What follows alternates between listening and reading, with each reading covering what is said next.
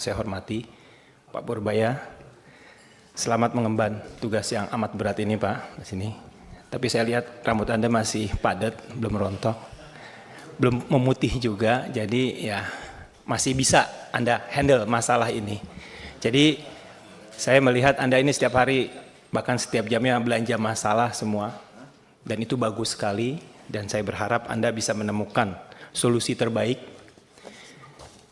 Dan sekarang dihadapi oleh masalah subsidi. Jadi kalau melihat pertumbuhan ekonomi ya mau tidak mau kan Pak, itu kita wajib negara itu pemerintah memberikan subsidi karena ada ketimpangan ya kan antara si kaya dengan si miskin ini jaraknya terlalu jauh.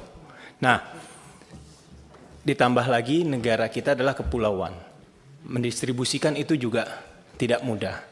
Ada kendala-kendala, belum lagi kalau yang berhubungan dengan alam. Dari bulan Desember sampai Februari itu musim-musimnya itu hujannya, curah hujannya sangat tinggi, itu juga sangat bermasalah.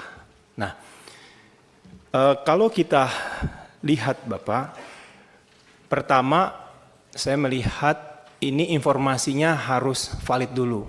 Informasi yang pemerintah dapatkan dalam hal ini Menteri Keuangan itu tidak valid seperti yang kami dapatkan. Harusnya pimpinan mungkin next time ya, perwakilan antara Pak Arief itu ada duduk bareng di sini sehingga satu irama ini. Ini kalau kayak begini jadi ada dualisme. Nah, tapi sudahlah.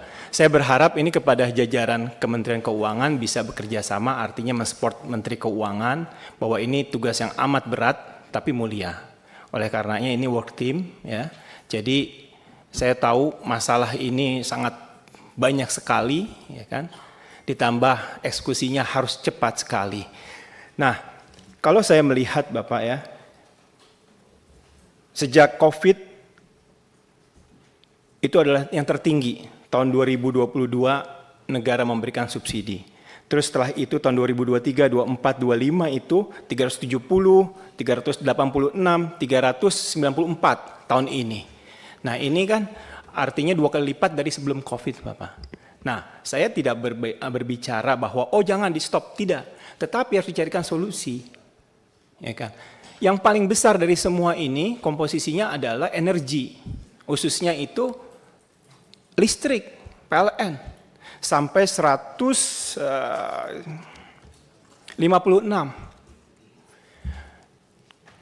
Kita selama ini tidak mendengar solusi dari pemerintah.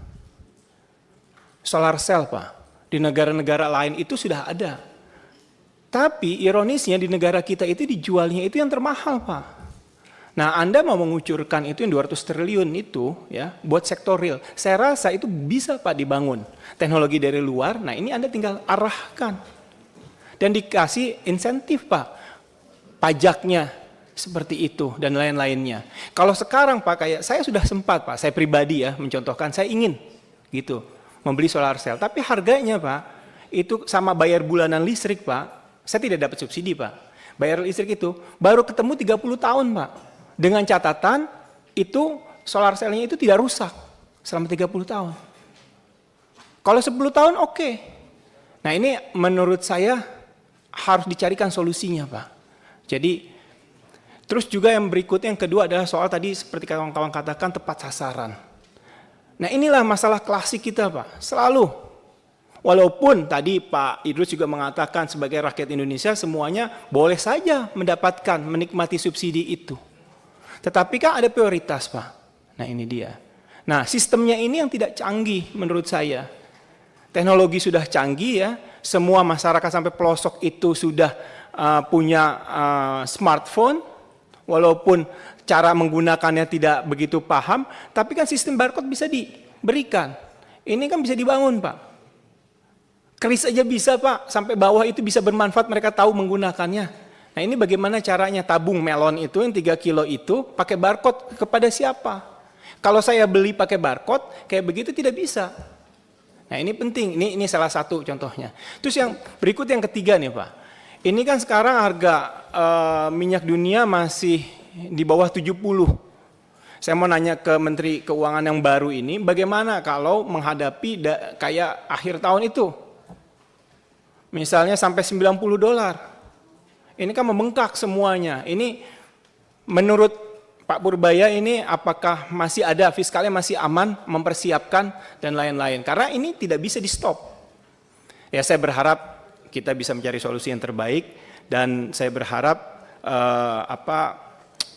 bahasanya itu tunggakan pemerintah kepada BUMN yang diberikan tugas melalui yang disebut dengan PSO itu bisa diselesaikan, Pak.